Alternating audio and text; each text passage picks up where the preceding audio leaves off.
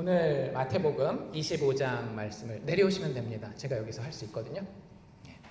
오늘 마태복음 25장 말씀 마지막 부분을 함께 보게 되고요. 제목은 양과 염소의 비유입니다. 여러분들 세 가지 비유가 마태복음 25장에 나왔었던 거 기억하시죠? 그림을 보시면 다 이렇게 힌트가 나왔으니까. 첫 번째 비유는 뭐였죠? 1절에서 13절까지 열 처녀의 비유였습니다. 저기 보시면 아시겠지만 5명의 처녀가 슬기로운 처녀들이고요. 5명의 처녀는 미련한 처녀들이었어요. 그래서 결국에 5명의 슬기로운 처녀는 혼인잔치에 들어가고 미련한 5처녀는 혼인잔치에 들어가지 못합니다. 우리식으로 얘기를 하면 5명은 천국에 가고 5명은 천국에 가지 못한 5대5 이런 비율이 중요한 게 아니라 이 세상에서 주님을 섬긴다라고 하는 사람들 중에 신랑을 기다린다라고 하는 예수 그리스도를 기다린다라고 하는 사람들 중에 천국에 들어갈 수 있는 자들이 있고 천국에 들어갈 수 없는 자들이 있는 것을 보여주는 그런 비유였죠. 그래서 특별히 우리가 거기서 기억해야 되는 것은 무엇이었는가 하면 성령이라고 하는 기름을 준비해야 된다. 성령은 우리 스스로 막 내 노력으로 되는 것이 아니라 주님께서 부어주시기를 사모하고 가서 그것 받기를 위해서 예비하고, 그래서 내 속에 확인해 보니까 세상의 다른 어떤 것들보다도 예수가 좋고 사랑스러운 그 마음을 받은 것이 성령을 받은 것인데, 그 성령 받는 것이 기름으로 거기 묘사된다라고 저희가 같이 나눴습니다. 또 한 가지 두 번째 비유는 어떤 비유였는가 하면 well done, 한국말로 어떻게 됐었죠? 잘하였도다 착하고 충성된 종아라고 해서 달란트 비유를 우리가 지난주에 살펴보았습니다. 그래서 하나님께서 각각의 달란트를 주실 때에 재능대로 주셨어요. 사람을 차별하는 게 아닌 거 지난번에 말씀드렸죠. 그렇죠? 우리가 가장 잘할 수 있고 하나님이 우리를 사랑하셔서 만드신 모양대로 하나님 다 공급하시겠다라는 거예요. 아주 풍성하고 적당하게.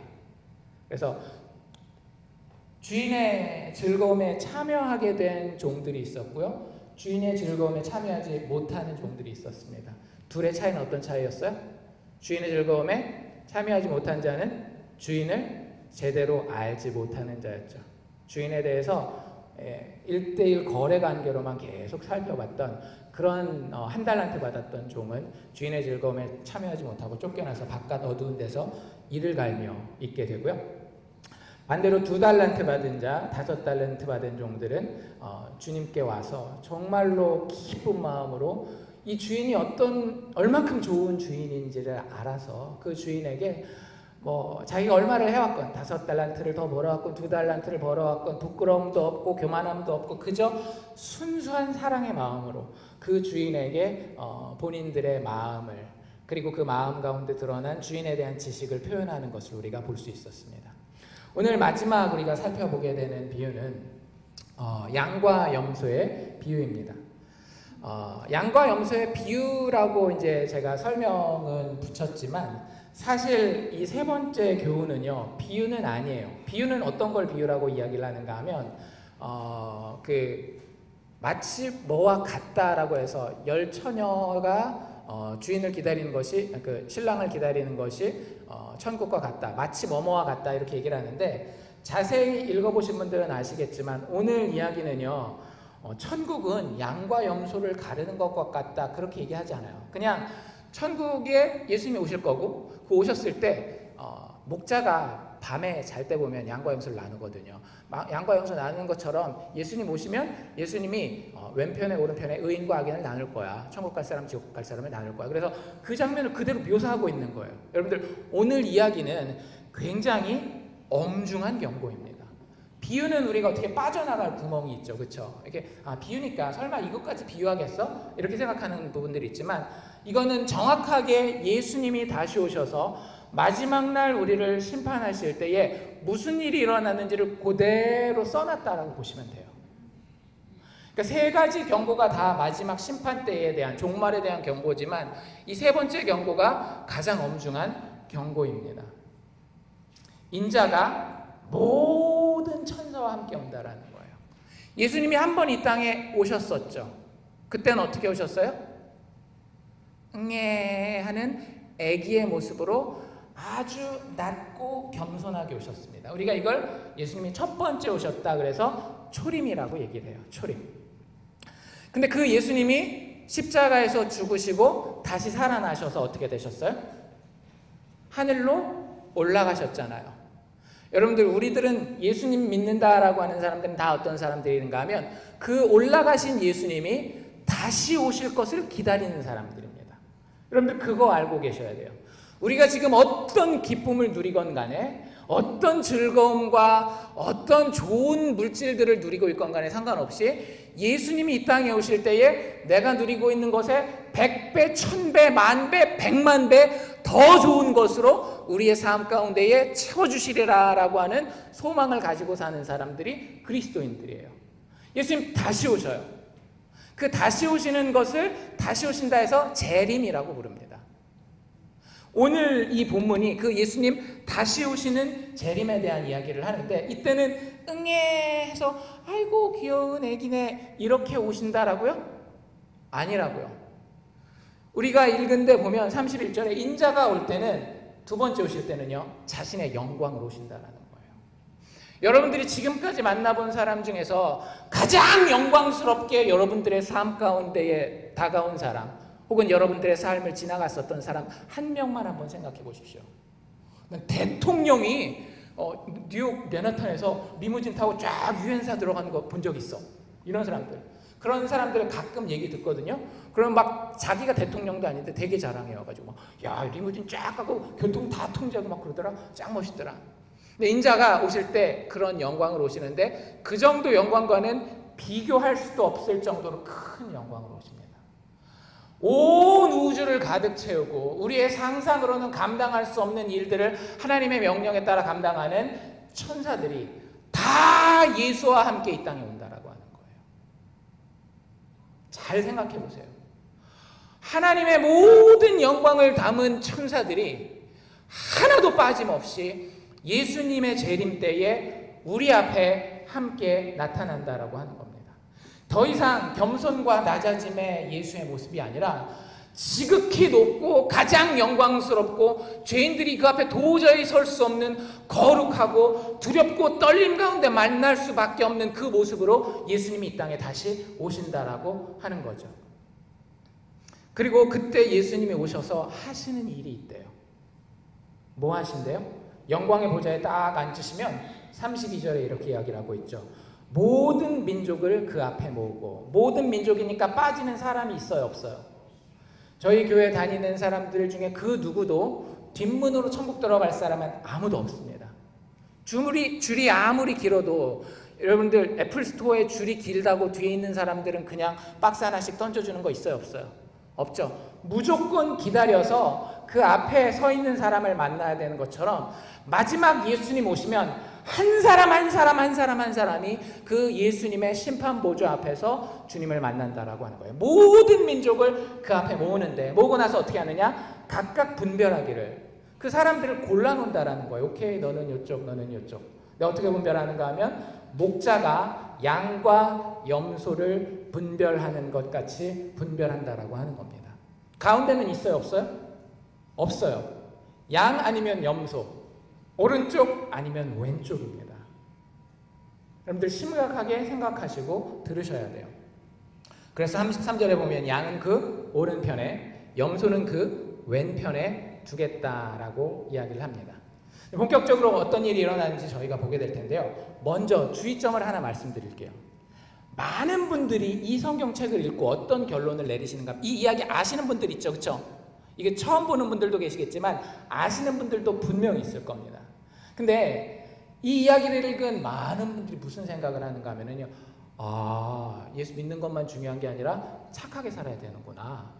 왜냐하면 여러분들 아까 읽으셨잖아요. 가난한 사람들 물 한 컵 갖다 주고, 감옥에 갇힌 사람들 찾아가서 위로해주고 방문해주고 뭐 이런 것들 봤잖아요, 그렇죠? 그냥 그런 거 보고 천국에 가려면 행동을 해야 되는구나. 구원받으려면 우리의 착한 행동이 필요한 거구나. 이렇게 결론을 내리시는 분들이 굉장히 많더라고요. 물어봅시다. 성경 전체의 문맥에서 우리가 선을 행해서 천국에 갑니까? 아닙니까? 아니죠. 그럼 오늘 우리가 읽은 본문도 성경 본문이기 때문에 우리가 착한 일 해서 천국 간다는 이야기를 하는 건 아니라는 걸 알고 기억하셔야 돼요. 왜냐하면 여기 이제 천국 가는 사람들에 대해서 이야기해 놓을 때 보면 그 사람들의 행위 자체가 중요한 게 아니에요. 왜냐하면 그 천국 가게 되는 이 오른편에 양으로서 오른편에 분류된 사람들의 그 받을 상급, 천국에 대해서 뭐라고 얘기를 하는가 하면 니들이 착하게 이런 행동을 했으니까 너희들의 착한 행동을 위해서 준비된 이 천국을 너희에게 허락해 줄 것이다, 이렇게 얘기하지 않아요. 한번 거기 잘 보실까요? 34절 하반절에 보면 뭐라고 되어 있는가 하면 너희가 아버지께 복을 받을 텐데 그 복 천국이 어떤 거냐면 창세로부터, 창세는 언제예요? In the beginning이에요. 맨 처음이에요. 이 사람들이 태어났어요? 안 태어났어요? 아직 태어나지도 않은 때예요. 착한 일이고 나쁜 일이고 할 수 있는 기회가 아직은 한 번도 없을 때입니다. 근데 그 창세로부터 누구를 위해 준비됐대요? 바로 너희를 위해서 준비됐다라는 거예요. 그 나라를 너희가 복으로 받을 것이다. 그러니까 이 사람들이 받는 천국이 착한 일을 하고 난 이후에 받은 거예요? 착한 일을 하기 이전에 이미 준비되어 있던 거예요? 착한 일을 하기 이미 이전에 준비된 거예요. 그러니까 절대 오늘 본문을 들으시면서 예수 믿는 사람들이 천국에 가려면 예수 믿는다라고도 해야 되겠지만 착한 일도 해야 되겠구나, 이런 결론은 내리지 마시라고요. 그 착한 일에 대한 설명은 오늘 나옵니다. 그게 어떤 식으로 연결되는지, 우리 구원에 연결되는지. 근데 결론적으로 이야기를 하자면 성경 전체의 문맥도 그렇고 오늘 마태복음 25장도 그렇고 절대 우리의 구원이 착한 일, 선행에 달려있지 않다라고 하는 거예요. 왜냐하면 그 뒤에도 보면 지옥 가는 사람들 이야기에도 지옥 간 사람들이 아이고 제가 그걸 안 했군요, 그러지 않아요. 제가 하긴 했는데요, 이런 얘기 하거든요. 아까 읽어보셔서 아시잖아요. 하긴 했는데요. 그 사람들에게 선행이 없었느냐? 아니에요. 그 사람들한테도 착한 일, 선행이 있었습니다. 그러니까 착한 일 가지고 천국 간다 못 간다? 절대 천국 가지 못해요. 그걸 기억하고 오늘 예수님이 직접 이 양과 염소를 어떻게 다루는지 하나씩 보도록 하겠습니다. 먼저 우리 의인에 대해서 살펴보려고 해요. 영어가 되시는 분들은 화면을 참고하셔도 되고요. 34절에서 40절 사이에 이 의인에 대한 설명이 나와 있습니다. 한 몇 가지 특징이 있는데 그 중에 하나가 뭐냐면 이 사람들은 굉장히 복받은 사람이다 라고 이야기를 해요. 34절에 그 임금은 누구를 얘기를 하는 거예요? 다시 오실 임금 예수를 이야기를 하는 겁니다. 그 왕이신 예수께서 이 땅에 오셔서 그 오른편에 있는 자들에게, 양들에게 이야기하는 거죠. 의인들에게, 천국에 갈 사람들에게 이르기를 뭐라고 얘기를 하는가 하면 내 아버지께 복받을 자들이여, 너희들 참 복받을 사람들이다, 이렇게 얘기를 해요. 그리고 나서 너희가 뭘 받을 것이냐 하면 하나님께서 너희를 위해 창세로부터 준비한 예비된 하나님 나라를 상속받으라는 거예요. 이게 그냥 읽으면 무슨 뜻인지 여러분들 잘 모르실지 모르겠지만, 여러분들 이 알칸사 아니면 리틀락 지역에서 여러분들이 제일 가지고 싶은 땅 혹시 있으세요? 여기에다 내 별장을 지었으면 좋겠다, 이런 데 있으세요? 핫스프링스 옆에 갔더니 레이크가 참 괜찮은 데 있더니 그 주변의 땅에 내가 살 수 있으면 참 좋겠다. 아니면 산을 좋아하시는 분들은 여기 오자크 마운틴 갔는데 오자크 마운틴 단풍 참 잘 드는 데가 있더라 해가지고 거기가 이게 내게 됐으면 참 좋겠다. 여러분들 그게 다 누구 건지 아세요? 미국 정부? 아니에요. 하나님 거예요. 하나님이 리틀락 알칸사에 있는 아름다운 것들 뿐만 아니라 온 우주의 가장 좋고 아름다운 것들을 다 소유하고 계셔요. 그리고 그걸 우리는 뭐라고 부르는가 하면 하나님의 나라라고 부릅니다. 그 하나님 나라를 상속하게 된대요. 여러분들 가끔 그런 원망 안 해보셨나요? 우리 아버지가 부자여가지고 나한테 100만 불만 유산으로 남겨줬었으면 얼마나 좋았을까, 이런 생각 해볼 수 있잖아요. 여러분들 그 100만 불 몇 억만 불 다 합쳐도 안 되는 온 우주의 가장 아름답고 영광스럽고 좋은 것들이 하나님의 나라인데 그것을 하나님과 공유하는 복을 우리에게 준다는 거예요. 그걸 천국이라고 불러요. 그게 이 오른편에 서 있는 자들에게 약속된 복입니다. 진짜 땡 잡은 사람들이죠. 여러분들이 다 그런 사람들이 되면 좋겠어요. 이게 죽은 다음에만 이야기가 아니에요. 죽은 다음에만 일어나는 이야기가 아닙니다. 어쨌든 그리고 나서 이제 쭉 내려가 보면 이 사람들이 그 천국에 가는 이유에 대해서 예수님이 설명을 해주시는 장면을 보면 굉장히 충격적이에요. 아까 우리가 읽어서 아시겠지만 예수님이 너희가 내가 배고플 때 먹을 것도 줬고 목마를 때 마실 것도 줬고 나그네 됐을 때 영접했고 벗으면 옷을 입히고 병들면 돌봐주고 옥에 갇히면 와서 방문해주고 막 이랬다라고 얘기를 하잖아요. 분명히 이런 일을 하긴 한 사람들이죠. 그쵸? 근데 참 놀라운 건 그 뒤에 이 오른편에 있는 사람들이 하는 얘기예요. 뭐라 그럽니까? 37절에 이렇게 나오죠. 이에 의인들이 대답하여 가로되 뭐라고 대답해요? 우리가 어느 때에 우리가 그랬어요? 자기가 했다라는 걸 알아요? 몰라요? 모르는 사람들이에요. 분명히 예수를 섬겼는데 예수를 섬겼는지 안다 모른다? 모르는 사람들이라고 하는 거죠. 특별히 여기 이 사람들이 섬긴 사람들은 어떤 사람들인가 하면 예수님이 이렇게 이야기를 하고 있죠. 이 사람들이 예수님을 섬겼는데 예수님만 섬긴 것이 아니라 40절에 보면 임금이 대답하여 가라사대 내가 진실로 너희에게 이르노니 너희가 여기 내 형제 중에 예수님의 형제는 누구를 얘기를 하는 걸까요? 예수 믿는 사람들을 얘기를 하는 거예요. 근데 그 예수 믿는 사람들 중에 지극히 작은 자들이 있어요. 예수 믿는 사람들 중에 지극히 작은 사람들에게 이런 행동을 한 자들이기 때문에 예수님이 너희를 오른편에다가 구별하고 너희를 구원하겠다라고 이야기하는데 여러분들 한번 잘 생각해 보세요. 여러분들이 선행을 할 때에 길바닥에 있는 모든 사람을 책임지라는 것은 아닙니다. 아무리 그렇게 하셔도 그 선행으로도 우리가 구원받지 못하기 때문에 여러분들이 정말로 예수의 가치를 알아요? 우리가 정말로 예수 그리스도의 죽음과 부활에 대해서 알면은요 제가 자꾸 말씀드리지만 부담스럽더라도 들으셔야 돼요. 여러분들의 핏줄로 맺은 가족관계보다 예수의 피로 맺은 가족관계가 여러분들에게 더 진하게 다가와야 된다는 겁니다. 그게 절대 부족주의가 아니에요. 여러분들이 자녀를 생각하는 그 마음 있죠. 자녀를 위해서는 진짜 뭘 못합니까? 근데 그 마음이 여러분들 교회에 여러분과 똑같이 예수를 사랑하고 예수에 의해 구원받은 그 사람들을 향해 여러분들이 가져야 되는 마음이라고 하는 거예요. 그 사람들 중에 지극히 작은 자들이 있어요. 여러분들 예수 믿고 살 만큼 사시는 분들 계시죠? 그렇죠? 괜찮은 분들 하나님 축복입니다. 근데 여러분들 예수 정말로 열심히 믿는데 그 삶이 힘든 분들이 있어요. 그렇죠? 우리 여기 미국에는 그런 일이 없겠지만 예수 믿기 때문에 감옥에 가야 되는, 고문을 받아야 되는 그런 사람들도 있습니다. 미국에 예를 든다라고 하면 이분이 막 장사를 해요. 장사를 하는데 장사를 하려면 머리도 막 빨리 돌아가야 되고 판단도 빨리빨리 해야 되고 일도 빨리빨리 해야 되는데 성품 자체가 되게 느린 분이에요. 근데 여러분들 성품이 느리면 그러니까 그 뭐라 그래야 될까? 행동이 좀 느리면 많은 분들이 장사할 때 보면 쉽게 얘기하자면 꼼수를 써요. 거짓말을 한다든지 서류를 속인다든지 이런 식으로. 근데 그렇게 해서 다른 사람 평균적으로 장사하는 만큼 장사할 수 있어요. 근데 예수 믿기 때문에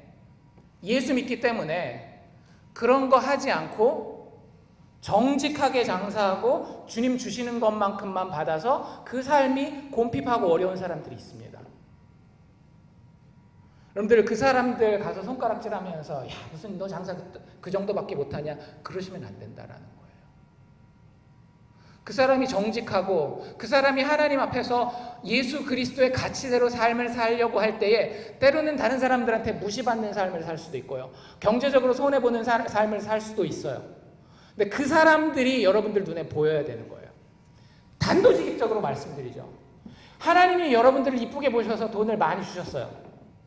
근데 예수 똑같이 어쩌면 여러분들보다도 더 순수하게 믿는 직분을 얘기를 하는 게 아닙니다.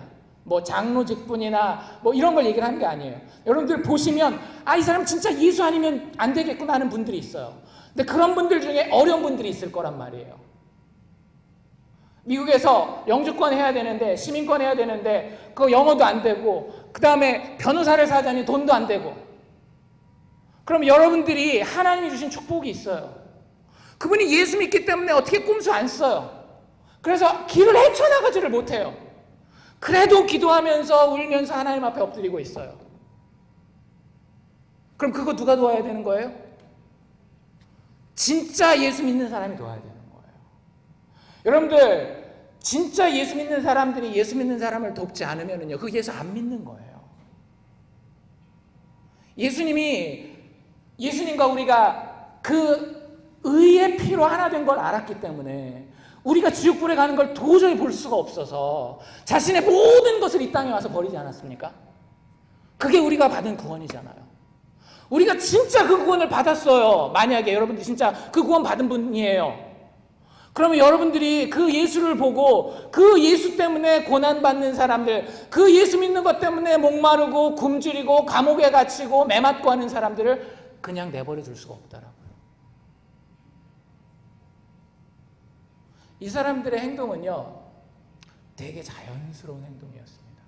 자기가 오케이, 내가 천국에 가야 되니까 이 천국 가기 위해서 이런 일하고 저런 일 해야 되지, 이렇게 하지 않았어요. 예수를 사랑하기 때문에 자연스럽게 예수 사랑하는 사람들이 사랑스러운 거예요. 그래서 그 사람들을 섬기고, 여러분들 이 사람들의 특징이 뭐냐면 자기들이 선한 일, 대부분 이런 분들의 특징이 뭐냐면요, 자기가 생각할 때 이거는 선한 일, 이거는 악한 일 이래가지고 선한 일과 악한 일 중에 택하는 그런 분들이 아니에요. 대부분 어떤가 하면은요, 내 눈에 가난하고 불쌍한 믿음의 형제가 보여요. 어려움 가운데 처한 형제가 보여요. 그러면 이 사람 마음속에는 한 가지 생각밖에 안 듭니다. 이 사람을 도울 수도 있고 안 도울 수도 있고 이런 생각이 들지 않고요, 무조건 불쌍하다, 도와줘야지. 여러분들 자식을 향해서도 그러지 않아요? 자식을 향해서 이것 따지고 저것 따지고 그러시나요?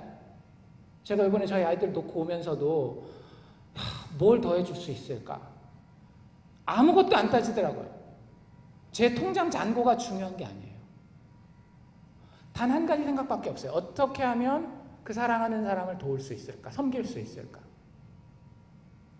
그러니까 이 사람들은 자기가 이걸 의도적으로 선택할 필요가 없는 거예요. 여러분들이 이게 진짜 예수 믿는 사람입니다. 예수 믿는 사람이요, 그 마음 가운데에 정말로 예수를 사랑하고 예수 안에서 예수의 형제된 지극히 작은 자들을 돌보려고 하는 마음이 자연스럽게 있다라고 하는 거예요. 행위 자체가 아니라 그 마음밭을 하나님은 보신다라고 하는 거죠. 교회 안에서 우리가 이런 어려운 형편이 있습니다, 돕시다라고 얘기했을 때에 두 가지 반응이 있을 수 있습니다. 물론 다 돕죠. 돕는 거는 거의 다 도우세요. 이런 어려운 분들이 있습니다. 그러면 어떤 분들은 의무감을 가지고 해요. 내가 이 정도는 도와줘야지 되지 않겠나, 이런 의무감을 가지고 하는 분들이 있어요. 근데 어떤 분들은 정말로 저렇게 힘든데 내가 도와야지, 이렇게 원하는 마음을 가지는 사람이 있더라고요. 이 오른편에 선 사람들이 그런 사람들이라고 하는 거예요. 예수를 섬기되, 지금 우리가 예수님을 눈으로 볼 수는 없잖아요. 근데 그 예수의 사랑이 너무나 나에게 확실하기 때문에 그 예수의 사랑으로 서 있는 사람들 볼 때마다, 그 형제 자매들을 볼 때마다 그들의 형편에 관심을 가지고 잘 됐을 때 같이 박수 쳐주고, 힘든 가운데 있을 때에 그 믿음 때문에 힘든 그거 같이 마음 아파하고 서로 세워줄 수 있도록 도와주는 거예요. 참 그리스도인의 전형입니다. 그렇기 때문에 너무나 자연스러운 행동이기 때문에 한번 물어봅시다. 지난 1분 동안 여러분들 몇 번 숨 쉬셨나요? 숨을 쉬긴 쉬셨나요? 숨은 다 쉬셨죠? 근데 몇 번 쉬었는지 셌어요, 못 셌어요? 못 셌죠. 왜? 너무나 자연스러운 생물로서 가지게 되는, 포유류로서 가지게 되는 기본적인 행동이기 때문에. 예수 믿는 사람도 똑같다라는 거예요. 여러분들 교회에 나온다고 다 하나님 앞에 의인이 아닙니다. 성령께서 우리의 마음을 변화시키면요, 우리가 완전하지는 않아요. 여러분들 우리가 완벽하다라는 얘기가 아니에요. 근데 내 마음의 방향성이 분명히 예수님이 묘사하는 그 모습을 가지고 있는 거 여러분들 발견하셔야 돼요. 여러분들 스스로 자랑하고 뿌듯하기 위해서가 아니라 그것밖에 없거든요, 내 마음에. 근데 보고 있는데 발견이 안 돼요? 그럼 없는 거예요, 사실은. 가장 큰 특징은 뭐냐면요, 이 의를 행한 자들이 자신들이 의를 행할 줄 몰라 예수 앞에 들고 나올 의가 없다라고 하는 겁니다. 여러분 오늘 여기 나오셨어요, 그렇죠? 예수 앞에 들고 나올 의가 있으셨습니까? 제가 오늘 예배 시간 10분 전에 나와 있었습니다. 시간이라고 하는 의를 들고 나오셨습니까? 제가 오늘 11조 거하게 지난주에 하나님 축복해 주셔서 들고 나왔습니다. 이 의 받아주십시오. 예수님, 오늘 32번째 주일인데 2018년도 32주 동안 제가 하루도 안 빠지고 주일을 다 지켰습니다. 뭐 세상에 나가서 착하게 산 거, 열심히 산 거 뭐 다 들고, 여러분들 예수 앞에 들고 나올 의가 있다라고 생각해서 나오셨느냐라는 거죠. 이 의인들은요, 내가 들고 나올 의가 없는데 이 생각하고 임금 앞에 선 자들이었어요. 임금이 심판할 걸 분명히 알아요. 그렇죠? 천국에 보내고 지옥에 보낼 거 알아요. 근데 들고 나올 수 있는 게 있다고 없다고요? 아무것도 없어요. 자식 잘 키워놓은 것도 없고, 돈을 벌어서 뭐 교회에다가 봉사해 놓은 것도, 뭐 헌금한 것도 없고, 내가 뭐 내 일에 바빠가지고 교회 봉사한 것도 없고, 세상에 나가서 도덕적으로 산 것도 없고.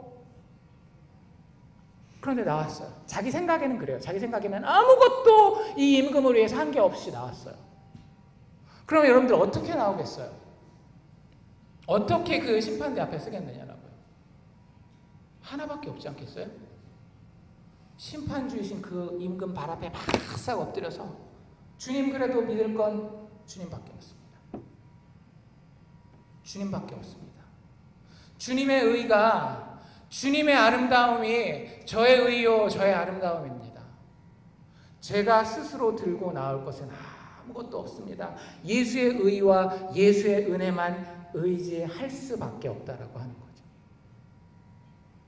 여러분들 마지막 심판대를 한번 생각해 보십시오. 마지막 심판대에 서 있는 나의 모습, 도대체 어떤 모습으로 서 있을지. 인간적으로 자존심 세워서 그때 내가 하나님 앞에 자랑스럽게 서리라 하고 선다 하면요, 여러분들 이 사람의 양들의 모습은 아니에요. 세리의 기도 기억나십니까? 예수님이 한 세리가 성전 앞에서 기도하는 걸 봤어요. 뭐라고 기도합니까? 뭐 이렇게 얘기하면 쉽게 표현이 될 것 같아요.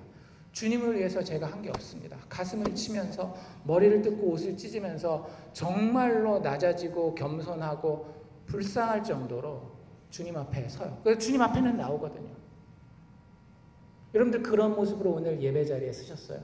심판주 되시는 예수가 오늘 이 예배 자리에 나오셨는데 그 모습으로 서셨느라고 하는 거죠. 왕 앞에 설 공로가 아무것도 없다라고 생각하는 사람들이 바로 이 우편에 서 있었던 양과 같은 사람들입니다. 다른 사람들이 있었죠. 좌편에 서 있는 사람. 이 사람들에 대해서는 예수님이 진짜 야 이거 예수님 입에서 나온 말이 맞아? 라는 생각이 들 정도로 쉽게 얘기하자면 좀 험악하고 좋지 않은 말들이 나옵니다. 근데 예수님이 하신 말이에요. 뭐라고 말씀하셔요? 41절에 보면 왼편에 있는 자들에게 이르시되 저주를 받은 자들아. 예수님 여러분들 그냥 우습게만 생각하시면 안 됩니다. 예수님의 입에서 직접 하신 이야기예요. 저주를 받은 자들아. 이 사람들은 저주받은 사람들이라는 거예요. 그래서 그 결론이 어떻게 되니까 41절 더 가보면 나를 떠나서 하나님과 영원한 분리가 되는 거예요. 마귀와 그 사자들을 위하여 예비된 영영한 불에 들어가라. 누구랑 똑같이 취급하고 있어요? 마귀랑 같은 취급을 받는 거예요. 이 왼편에 서 있는 사람들은요, 마귀랑 똑같은 취급을 받는 거예요. 마귀와 똑같은 취급을 받아서 그들을 위해 예비된 영영한 불, 두 글자로 우리 보통 뭐라 그러죠? 지옥이죠. 지옥에 들어가게 되는 것이 이 사람들의 결론이라고 예수님이 이야기를 합니다. 근데 이 사람들은 그 벌을 받는 이유가 있어요. 그 이유가 뭐예요? 예수님이 뭐라 그래요?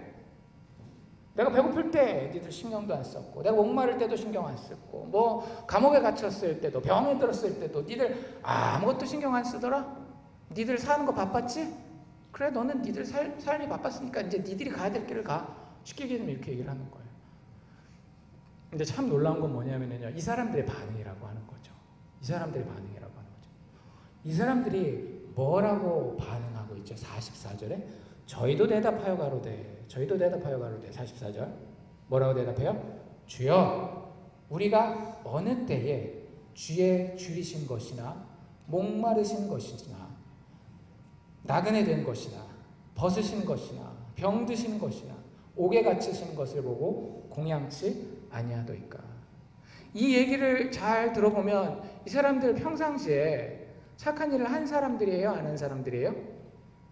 착한 일 한 사람들이에요. 제가 언제 예수님 배고픈 거 보고 모른 척한 적이 있어요?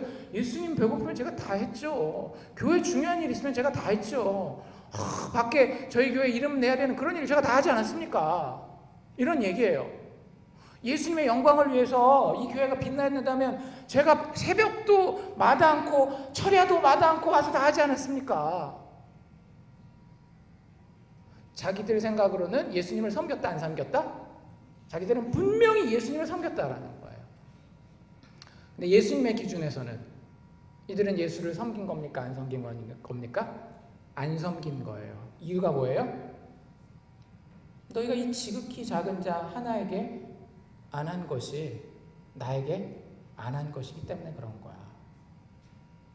믿음의 형제 자매들이 정말로 지극히 인생에 작아져야 되는 그 모습 가운데 있을 때에 그 모습이 눈에 들어오지 아니하고 그 예수에 받은 사랑이 내 안에서 흘러 넘쳐나지 않는 그런 행동으로 니들 모든 일들을 결정하고 판단하고 행동하지 않았니? 중요하고 천국에 갈 만한 중요한 일에만 니들 했지. 근데 사실 그거는 다 페이크였어. 네 옆에 정말로 예수 믿고 예수 믿는 믿음 때문에 손해보고 어려워하고 힘들어하는 그 사람에게 다가가서 따뜻한 한마디 해주고 그 사람의 필요를 채워주고 너에게 그런 마음의 여유가 있었어? 너에게 그런 마음의 순수함이 있었어? 라고 예수님이 이야기를 합니다. 너희가 그런 순수한 마음이 없이 나를 섬긴 것은 나를 섬긴 것이다, 섬기지 않은 것이다? 전혀 섬기지 않은 것이다 라고 이야기하는 거예요. 이 사람들한테는 본인 생각에는 한 일이 참 많았지만 작은 일, 형제를 위해서 하는 그 작은 일은 많은 경우에 무시하고 살았었던 겁니다. 하나님을 위해서 중요하고 위대한 일은 했어요. 교회에서 하나님의 영광이라고 하는 그 큰 이름을 위해서는 하지만 믿음의 형제를 향해서 작은 일 하는 그것이 진짜 중요하고 위대한 일이다라고 하는 생각은 하지 못했습니다. 여러분들 이런 사람들을 뭐라고 부르는지 아세요? 중요한 일은 하고 중요하지 않은 일은 하지 않는 사람. 뭐라고 부를까요? 위선자라고 부릅니다. 그렇죠? 중요한 일, 득이 되고 이익이 되는 일은 해요. 근데 자기한테 별로 그렇게 중요하지 않은 일은 안 해요. 여러분들 친구를 사귀어봐도 위선적인 친구들이 있죠. 사람 사귀다 보면 다 보이잖아요. 이 사람이 나한테 왜 잘하는지. 이 사람이 분명히 내가 생각하는 관계에서는 당연히 내가 이렇게 힘들고 어려울 때는 관심도 가지고 그럴 줄 알았는데 안 그러네? 그럼 그때 진심을 파악하는 거잖아요. 주님도 똑같더라고요. 주님도 똑같이 우리의 마음을 파악하실 때에 이 사람이 위선적인지 아닌지 보는 거예요. 천국에 없는 것 중에 하나가요, 위선이에요. 겉과 속이 다른 자는요, 천국에 들어갈 수 있다 없다? 없어요. 그게 이 왼편에 서 있는 자들이 보여주고 있는 교훈입니다. 여러분들 부족할 수 있어요. 좀 입이 걸거나 옛날에 살던 삶이 좀 거친 삶을 살아서 예수 믿은 이후에도 그런 부분들이 조금씩 나올 수는 있어요. 근데 그게 중요한 게 아니라 여러분들 속사람을 살펴보라고 하는 거예요. 여러분들이 예수 믿는 아들, 딸을 위해서 하는 행동, 예수 믿는 믿음의 친구들을, 그 목장 식구들을 향해서 하는 행동들이 정말로 예수 사랑하는 그 마음으로 그를 섬기고 그가 잘 되기를 원해서 순수한 마음에서 자연스럽게 하는 건지, 뭔가 내 자식 잘 되는 거 보고 내가 그래도 조금이라도 받을 영광이 있고, 이놈이 나를 실망시키면 나는 가차없이 그 아이를 처벌하는 그런 마음을 가지고 아이를 대하고, 내 주변의 이웃들과 친구들을 사귈 때도 같은 기준을 가지고 정말 나한테 도움이 되고 괜찮은 사람들한테는 너무너무 간도 쓸개도 다 빼주는 것처럼 잘했지만, 내가 도와줬다가는 아이고 이거는 밑 빠진 독에 물 부을 것 같은 그런 사람들 보면은 오히려 발 쑥 빼고 아유 안 되겠다 피하면서 이게 얼마나 남을지 안 남을지를 살피는 그런 모습을 가지고 있는지 우리가 한번 살펴보자라고 하는 거죠. 주님이 그런 사람들 따로 왼편에다가 갈라 놓으셨다라고 하는 겁니다. 이 사람들이 마지막 천국에 섰을 때 특징은 뭐냐면요, 내가 임금 앞에 들고 올 의가 있다라고 생각해요. 여러분들 마지막 날 천국 가실 때에 주님 앞에 들고 갈 의 있으십니까? 헌금한 거 연말정산할 때 다 나눠주죠. 뭐 몇천 불을 했는지 몇만 불을 했는지 다 나눠주는 그 꼬박꼬박 잘 모아놓으십시오. 마지막 예수님 심판하러 오셨을 때 영수증 보여드려야 될 거 아니에요. 주님 저의 의입니다. 그리고 오늘 몇 시간 봉사하셨는지 다 적어 놓으십시오. 이거 제가 주님을 위해서 쌓아놓은 의입니다. 오늘 제가 얼마나 착하게 살았는지 몰라요. 손해보는데도 거짓말 안 하고 제가 살았어요.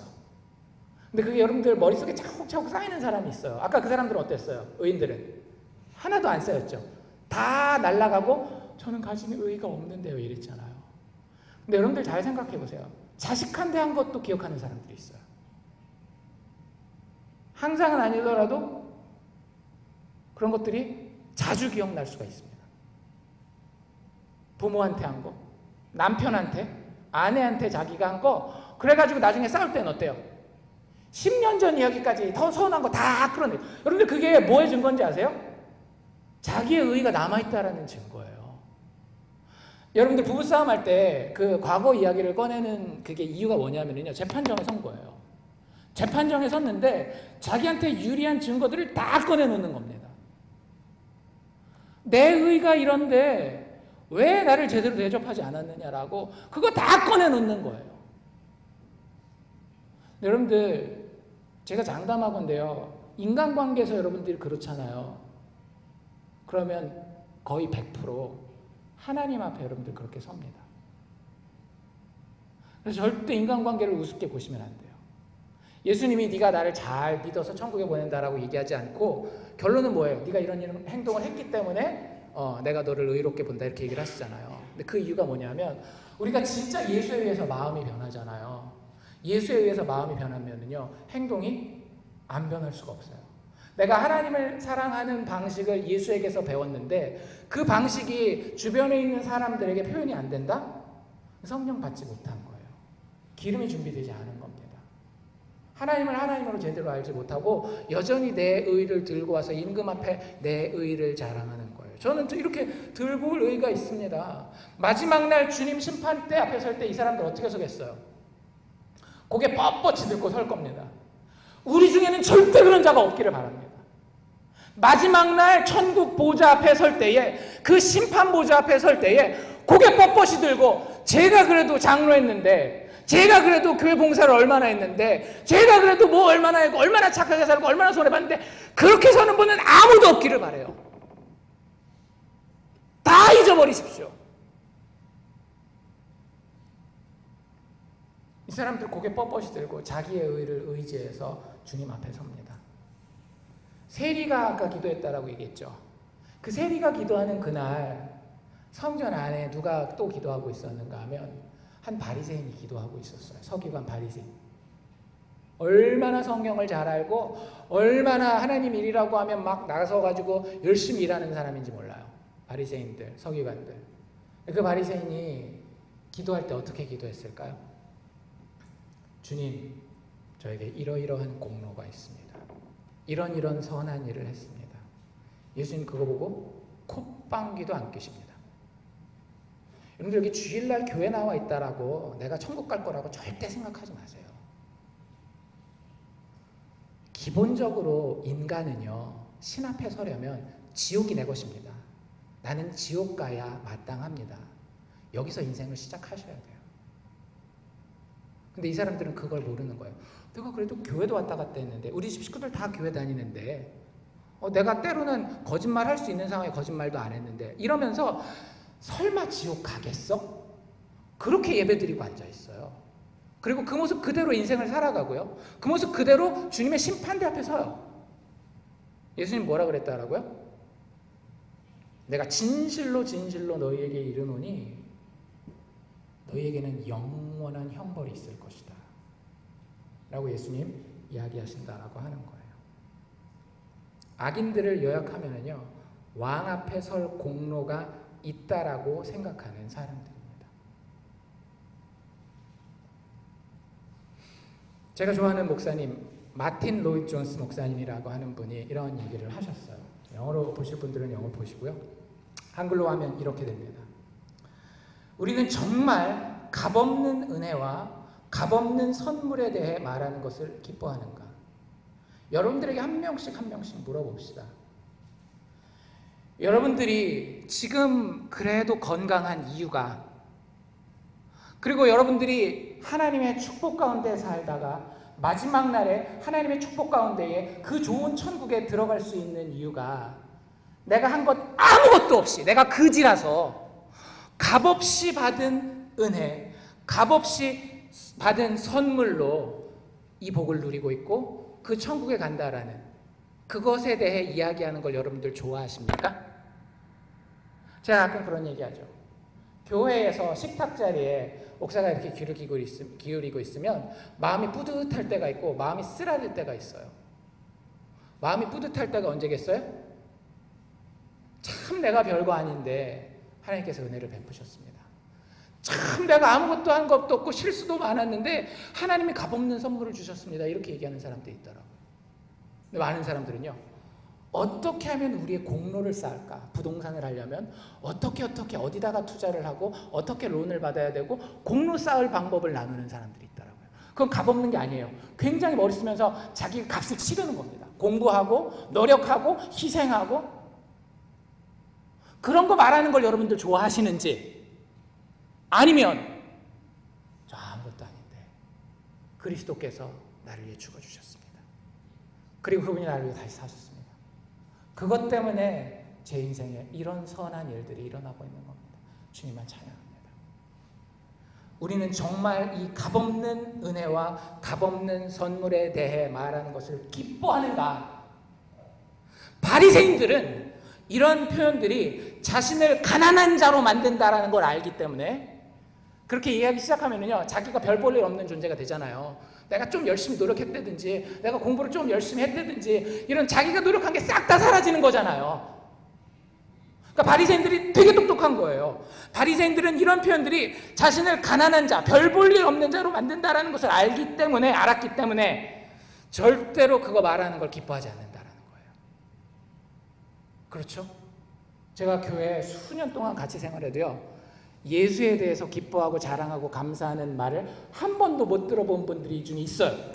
죄송하지만 있어요.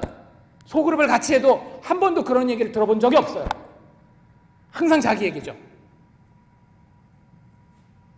바리새인들이 그랬다는 거예요. 왜요? 자존심 때문에. 내가 아무것도 없네요 하면 없어 보이잖아요. 쪽팔리잖아요. 그래서 값없는 은혜, 값없는 선물 이야기하는 거 그렇게 할 수가 없는 거예요. 그들은 자기가 구원을 얻어냈다고 생각하거나 적어도 그 구원에 어느 정도 내가 기여했다라고 느끼는 걸 굉장히 좋아합니다. 여러분들 어떠세요? 여러분들이 신앙생활 할 수 있고 예배 드릴 수 있다는 것 자체가 은혜예요. 여러분들 오늘 아침에 일찍 일어나서 아침에 늦잠 자고 가족끼리 놀러 갈 수 있는데도 여기 나오셨습니까? 그 의를 가지고 오셨어요? 바리새인들이 그렇게 나왔더라고요. 제가 이 예배 전부 다 준비하지는 않았지만 이만큼 이 예배에 제가 기여한 게 있잖아요. 마이크 이렇게 되는 거 제가 기여한 거 아닙니까? 아셨어요? 마이크가 지금 다 나가서 요거 2개, 3개 가지고 하고 있는 거? 그게 바리새인들의 마음이라고요. 제가 주님 앞에 이 정도 기여를 했거나 아니면 제가 해가지고 교회가 이만큼 돌아가는 겁니다. 이렇게 생각하는 거라고요. 마지막 천국 갈 때도, 자식이 잘 되기를 바랄 때도. 여러분들, 이 마틴 로이드 존스 목사님의 말을 기억하면서 스스로 한번 두 종류의 사람을 머릿속에 그려보십시오. 들고 나올 것이 없는 자와 들고 나올 것이 있는 자. 성경은 그 결론이 아주 단순하게요. 클리어. 헷갈리세요? 헷갈리는 부분이 있나요? 제가 봤을 때는 너무 클리어하게 예수님 진짜 좋은 선생님이에요. 교육적으로 봤을 때. 딱 뭐 회색지대 없이 정확하게 뭐가 뭔지를 이야기해 주셔요. 들고 나올 것이 없는 자, 저는 죽었습니다라고 생각하는 자는 주님이 살리시고요. 저 살아있습니다 하는 자는 주님이 그래 넌 죽어라 라고 이야기하시는 거예요. 예수님 그런 얘기 하셨던 거 기억나세요? 살고자 하는 자는 그 목숨을 잃을 것이요 죽고자 하는 자는 생명을 얻을 것이다. 그게 이 얘기예요. 값없는 은혜에 어떻게 반응하는지. 여러분들 스스로에게 한번 이렇게 물어보시면서 도전해 보시기 바랍니다. 나는 하나님의 심판대 앞에 설 때에 도대체 무엇을 들고 나아갈 것인가? 어떤 분들은 진짜 아예 준비 안 하는 분들도 있어요. 교회 안 다니시는 분들. 교회 가끔 가다 나오시는 분들은 아예 준비를 안 해요. 여러분들 그건 마치 여러분들이 좋은 회사 들어가서 인터뷰를 보기 원하는데 머리 푸시하게 하고 눈곱 탁 붙이고 런닝 셔츠 입고 반바지 뭐 이렇게 옷도 반은 들어가고 반은 나오고 슬리퍼 신고 그렇게 가는 거랑 똑같은 거예요. 그 사람 입사시험에서 합격하겠어요? 못하겠어요? 절대 그 회사에 못 들어갑니다. 천국이 그의 것이 아니에요. 그런데 인터뷰를 본다고 인터뷰에 잘 빼입고 간다고 다 회사에 들어가는 것도 아니죠. 하나님의 나라, 그 왕국에 하나님의 심판대 앞에서 옳다 심판을 받고 하나님의 오른편의 양으로서 구분될 수 있는 유일한 방법은 뭐냐 하면요. 하나님 앞에 저는 아무것도 없습니다 라고 겸손해지는 겁니다. 겸손해도 돼요, 여러분들. 내가 못나도 된다고요. 왜? 예수 그리스도의 죽음과 부활이 있기 때문에. 여러분들에게 진짜 성령이 있다라고 생각하시면 하나님을 시험해 보십시오. 말라기에 어떤 말이 나와 있어요? 너희가 나에게 11조를 들고 나와봐라. 그럼 내가 천국 창고를 열고 너희에게 붙는지 안 붙는지 내가 증명해 내리라. 이 11조에 대한 이야기가 아니에요. 하나님을 향한 마음을 가지고 한번 나와보라는 거예요. 니들 겸손해져서 하나님만 높이고 내 의는 아무것도 없습니다라고 나와봐라. 내가 니들 책임지는지 안 책임지는지.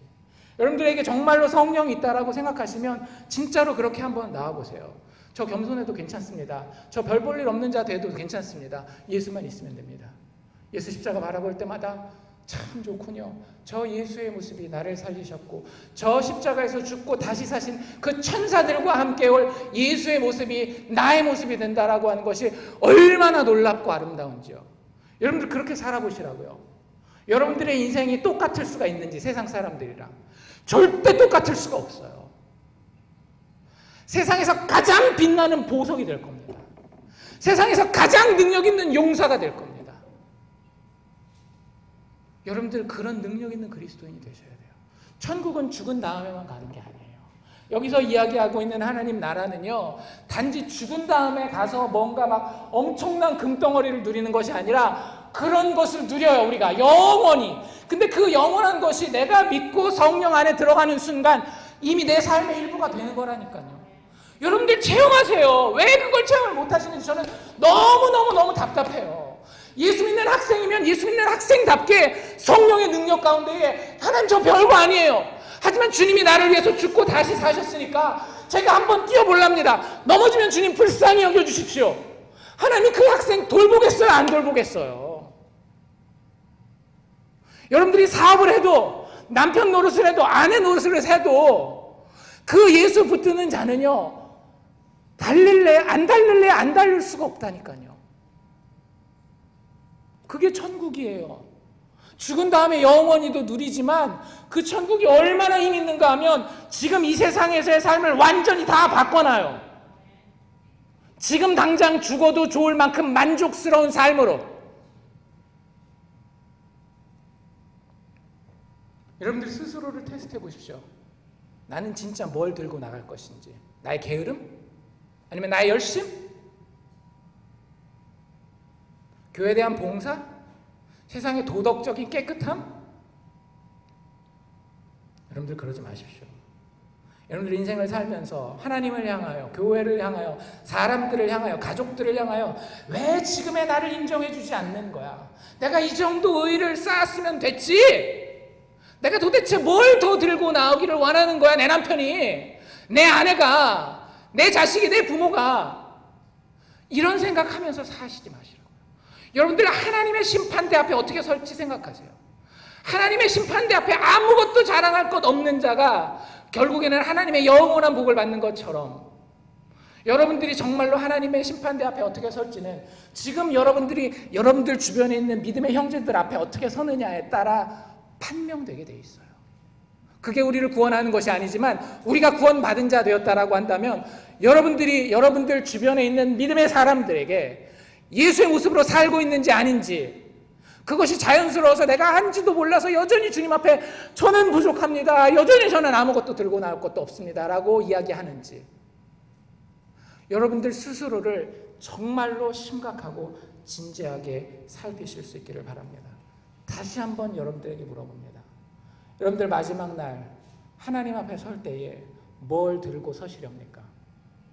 여러분들 스스로의 의입니까? 아니면 예수 그리스도의 십자가 죽음과 부활의 영광과 의와 은혜입니까? 값없는 그것을 받은 자 되시고 그것을 누리고 살아낼 수 있는 하나님의 택함 받은 주의 자녀들 다 되실 수 있기를 주의 이름으로 축원합니다.